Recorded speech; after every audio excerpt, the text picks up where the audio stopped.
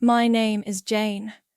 I met Michael, my first husband, when I was only 19.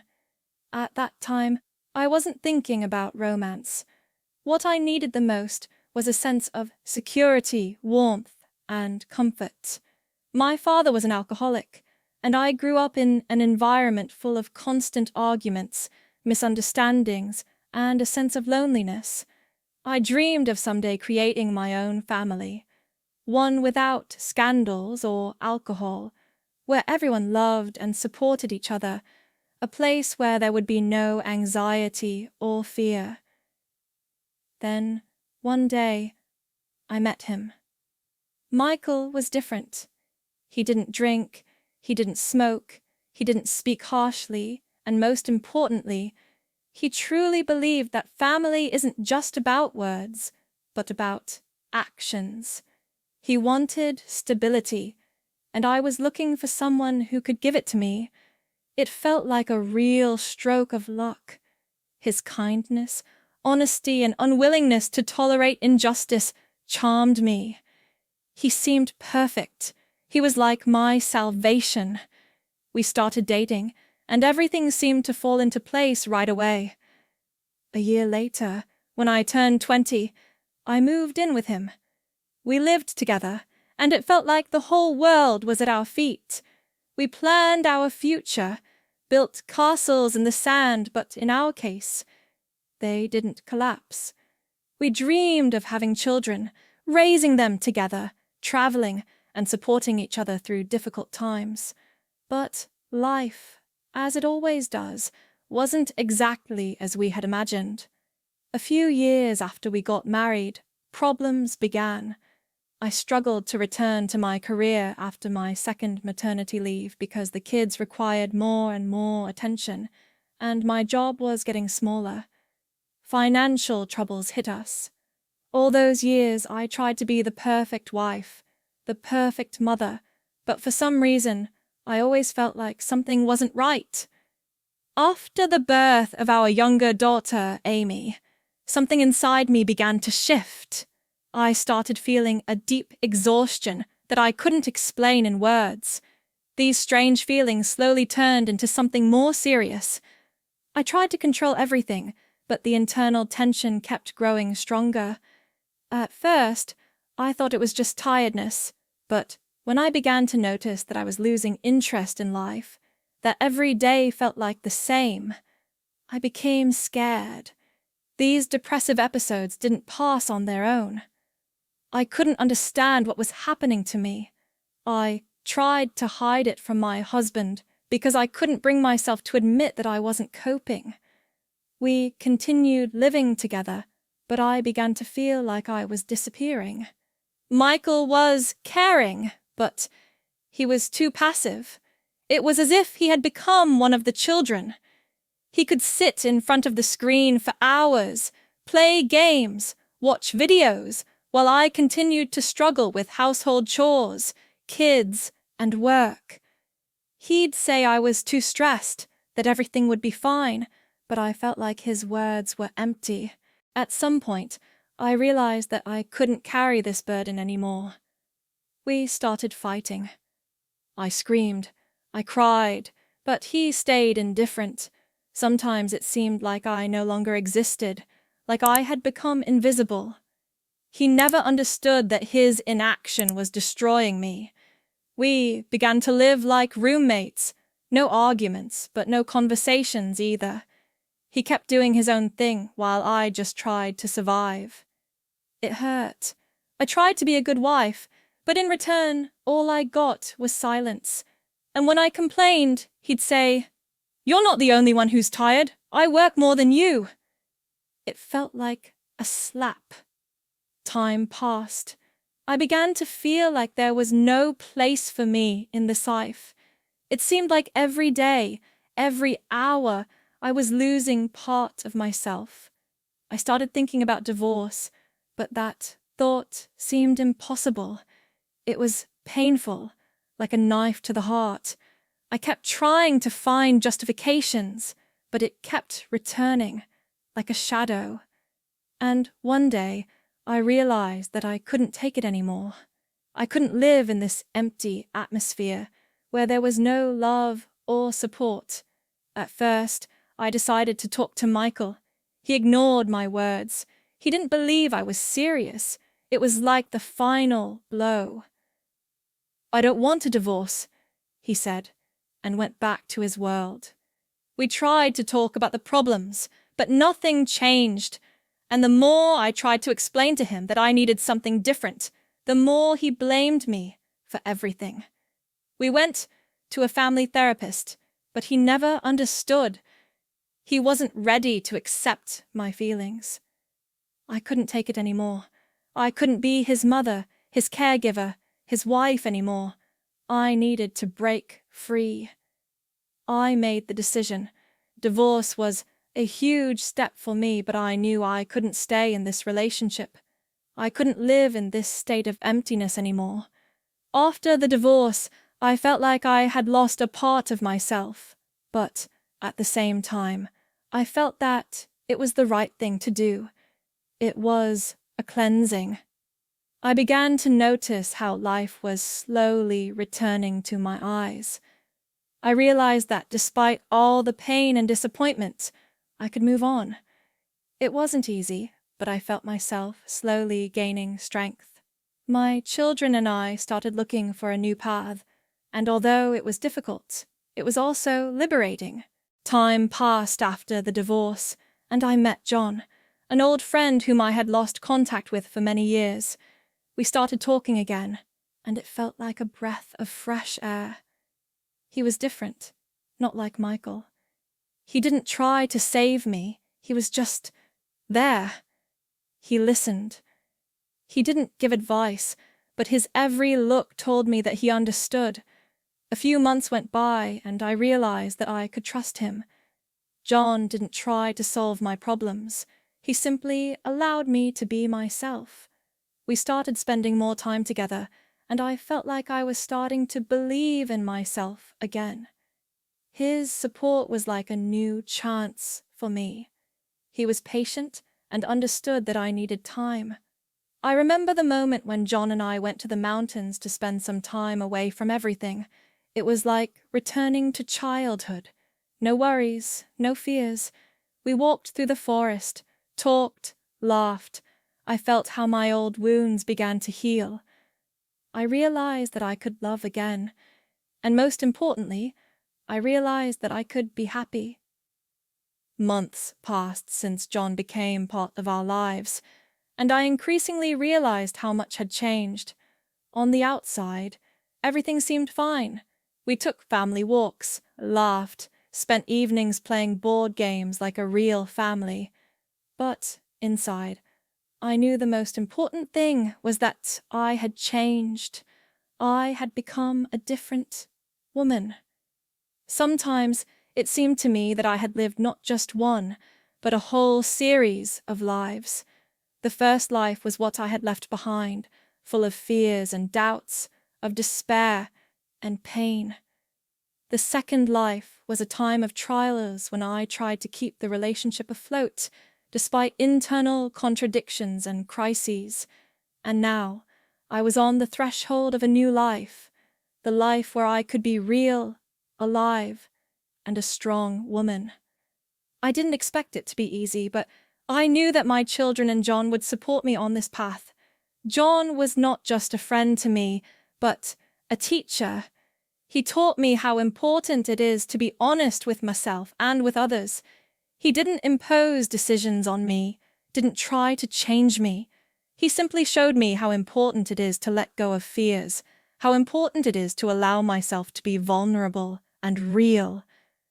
Every time I started to doubt myself, he silently stood by, giving me space to think without pushing. His silence was golden, but sometimes when he was away for work or doing his own thing, I was left alone. In those moments, I started to think about the past, about Michael. No matter how hard I tried to escape this shadow, his image would appear in my mind. Sometimes I felt how this attachment, which had been part of me not long ago, would rise to the surface like something painful and unresolved. I asked myself, what if I was wrong? What if I could have done things differently? But the answers to those questions were always the same. I realized I couldn't turn back time. I couldn't change what had happened. I could only learn to live on. Things with Sarah and Amy were going well, though sometimes I noticed how they too were experiencing this new phase in life. Sarah, the older one, gradually accepted the changes and became more open, but Amy, she was more reserved. She thought a lot, often asking questions about what had happened and why everything had changed. I tried to be honest with her, but sometimes words couldn't convey everything that was going on inside me. In those moments, I would just hug her and tell her that everything would be okay. The process of adaptation was long and not always painless. John, the kids and I started to understand that our new life would take time. Sometimes, John and I would sit late at night in the kitchen when the kids had already gone to bed and talk about our fears, hopes, and dreams. And that was important. These conversations helped me understand that despite all the difficulties, I was finding the strength to move forward. Months went by, and one day, when I woke up in the morning, it became clear to me that I no longer felt that old anxiety that had always been with me. I had learned to let go. I wasn't afraid to be happy anymore. I realized that I could begin living for myself and my children without fearing that something would go wrong. I started to appreciate every moment, every smile, every day. And then, a year after I decided to leave Michael, I found myself standing in the park with John and the kids. We were walking again, just like when we had first started this new phase of our lives, and I suddenly realized that I no longer thought about what had happened before. I no longer looked back, didn't regret the past. I was here and now with those who truly mattered to me. Sarah approached me and said, "Mom, I'm proud of you." Those words made me stop for a moment.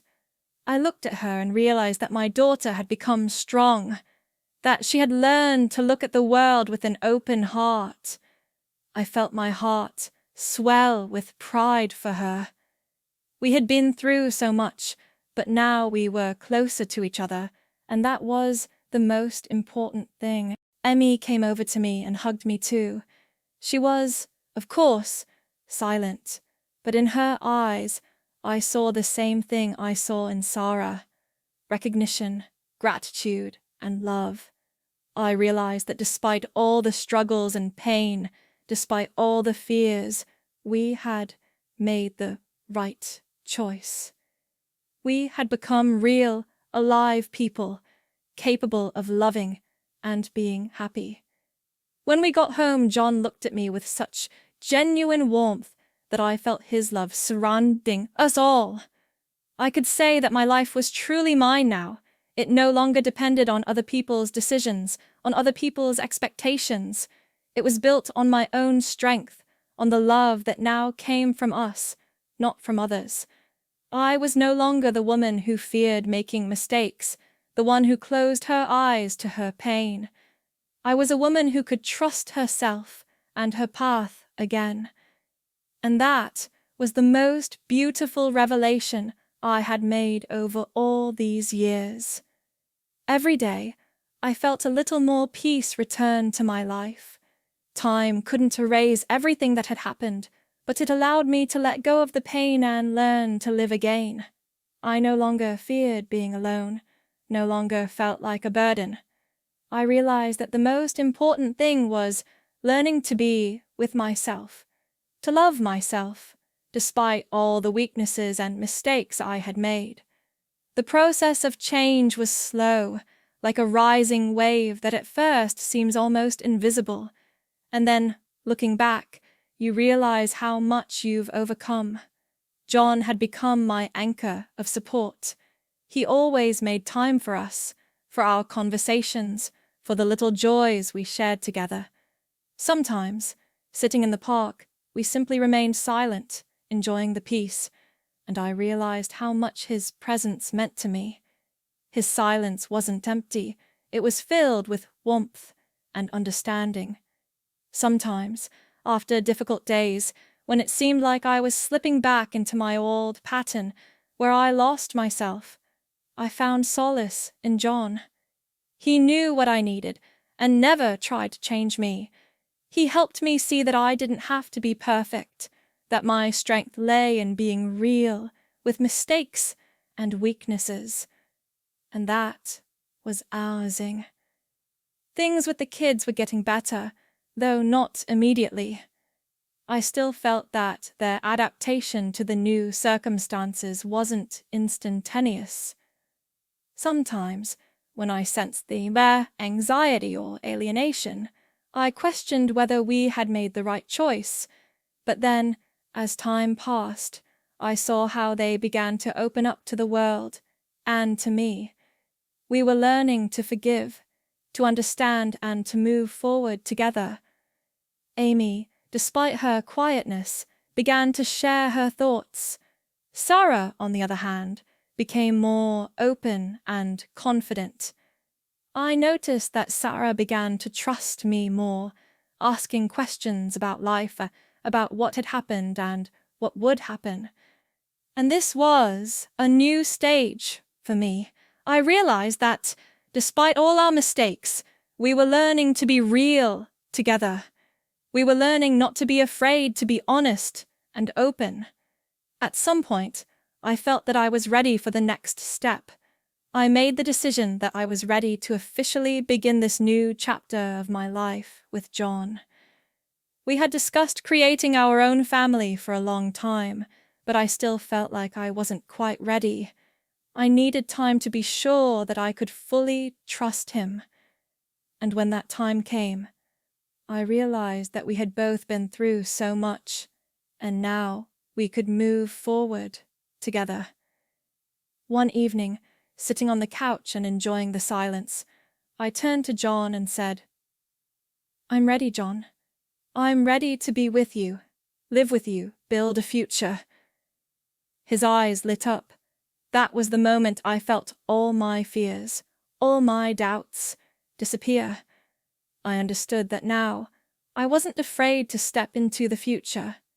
I wasn't afraid to be with him and to be myself. Then we started discussing how we would create a new space for our family. It was an exciting time, filled with new expectations, joy, and a bit of nervousness. We understood that this would be a process, that we would need to adapt to each other as we had before. But we were ready. Time passed, and our relationship with the kids continued to grow. I wasn't the perfect mother, but I had learned to be honest and open with them. I no longer tried to hide my weaknesses. Instead, I explained to them that everyone has the right to make mistakes, and that what matters is learning from them. I saw how they began to perceive me, not as strictness or perfection, but as a person who also has the right to her own path. One day when we were all sitting at the dinner table, Sarah said, "Mom, I understand that it was hard, but I'm glad you made the decision. You made the right choice." These words warmed my heart. We had become not just a family, but a team, where everyone felt supported and loved. My relationship with John also grew stronger. We began to understand each other with just a look. All these small gestures, glances, words that once seemed insignificant now became important. We were building our life together, not just with love, but with respect, with patience. We weren't perfect, but we were real, and that was the most important thing.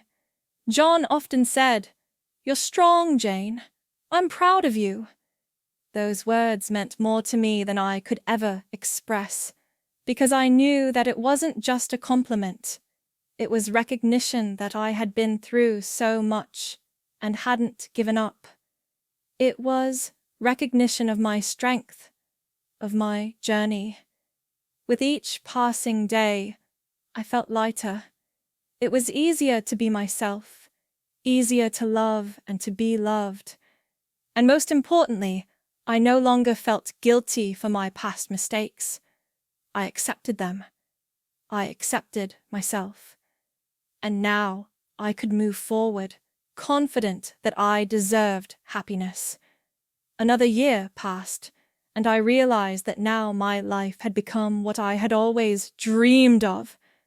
John, the kids, and I had created our world. We were happy. And that was a true miracle, because once I thought happiness was unattainable,